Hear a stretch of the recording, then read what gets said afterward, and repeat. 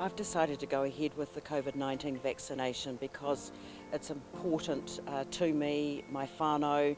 I'm in contact with a lot of people, I'm engaging with numbers in the community, and I think this is the best way that I know to protect not only myself but all of those people who are around me, who I care for so much.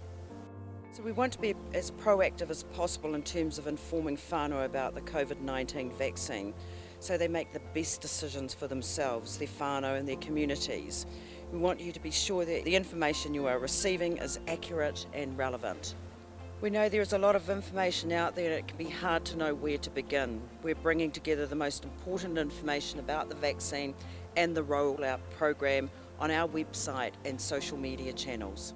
Okay, so I've just completed my second COVID-19 Pfizer vaccination and it's all done and dusted now.